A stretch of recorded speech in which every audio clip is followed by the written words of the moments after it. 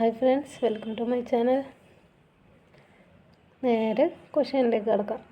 കണ്ടൽക്കാടുകൾ കാണപ്പെടുന്നത് എവിടെയാണെന്ന് ചോദിച്ചാൽ കായലും കടലും ചേരുന്ന ഭാഗത്താണ്. ഉപ്പുവെള്ളത്തിൽ വളരുന്ന 43 ഇനം കണ്ടൽ സസ്യങ്ങളാണ് കേരളത്തിലുള്ളത്.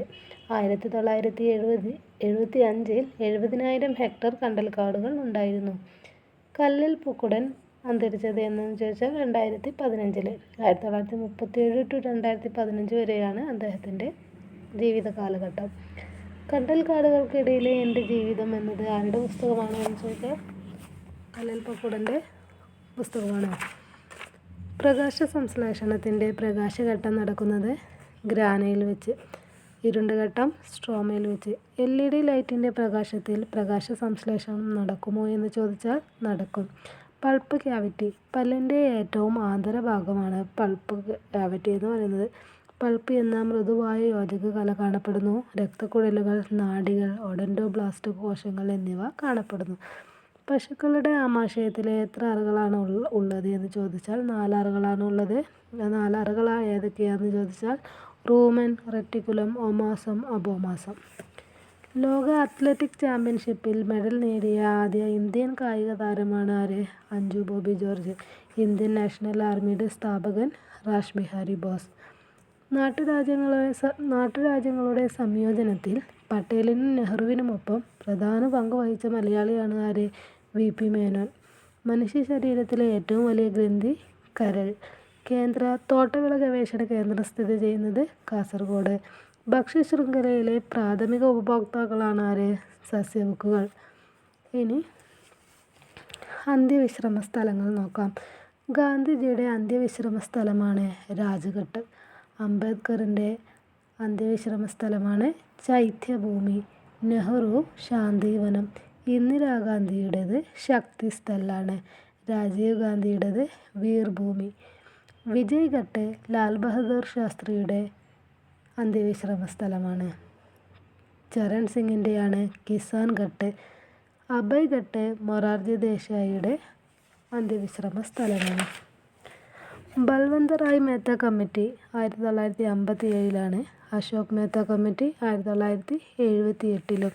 മുഖ്യ തെരഞ്ഞെടുപ്പ് കമ്മീഷണർ ഉൾപ്പെടെ തെരഞ്ഞെടുപ്പ് കമ്മീഷനിലെ അംഗങ്ങൾ എത്രയാണെന്ന് ചോദിച്ചാൽ 3. വോട്ടിംഗ് പ്രായം 21 വയസ്സിൽ നിന്നും 18 കുറച്ച ഭരണഘടനാ ഭേദഗതി 61-ാം ഭരണഘടനാ ഭേദഗതിയാണ്. എല്ലാ സംസ്ഥാനങ്ങളിലും സംസ്ഥാന തെരഞ്ഞെടുപ്പ് കമ്മീഷൻ രൂപീകരിക്കാനിടയായ ഭരണഘടനാ ഭേദഗതി ഏതെന്ന് ചോദിച്ചാൽ 73-ഉം 74-ഉമാണ്. തെരഞ്ഞെടുക്കപ്പെട്ട ജനപ്രതിനിധികൾ വോട്ട് രേഖപ്പെടുത്തി പ്രതിനിധികളെ കണ്ടെത്തുന്ന രീതിയാണേത്? പരോക്ഷ തെരഞ്ഞെടുപ്പ് രീതി. തീരത്തോട് ചേർന്ന് വളരുന്ന പവിഴപ്പുറ്റുകൾ അറിയപ്പെടുന്നത് പ്രാന്തീയ കടൽപ്പുറ്റുകളാണ്. സമുദ്രത്തിൽ ഒരു താഴ്ന്നു കിടക്കുന്ന ദ്വീപിൻ്റെ ശീർഷഭാഗത്തെ ചുറ്റി കാണപ്പെടുന്ന പവിഴപ്പുറ്റുകളാണ് വർത്തുളാകാര പവിഴദ്വീപ്. വിങ്ങൽ പവിഴപ്പുറ്റുകൾ എന്ന് പറഞ്ഞാൽ കരയിൽ നിന്നും വിശാലമായ ജലാശയത്താൽ വേർപെട്ടും തീരത്തേക്ക് സമാന്തരമായും കാണപ്പെടുന്നു. പരന്ന ശിഖരത്തോടു കൂടിയ ഒറ്റപ്പെട്ട സമുദ്രാന്തര അഗ്നിപർവ്വതജന്യമലയാണ് എന്ത്? ഗയോ. ഗയോ എന്ന് പറഞ്ഞാൽ പരന്ന ശിഖരത്തോടു കൂടിയ ഒറ്റപ്പെട്ട സമുദ്രാന്തര അഗ്നിപർവ്വതജന്യമലയാണ് ഗയോ. ഗയോകൾ പസഫിക് സമുദ്രത്തിലാണ് കൂടുതലായി കാണപ്പെടുന്നത്. സമുദ്രത്തിൽ നിന്നും ചലഞ്ചർ ഗർത്തത്തിൻ്റെ ആഴം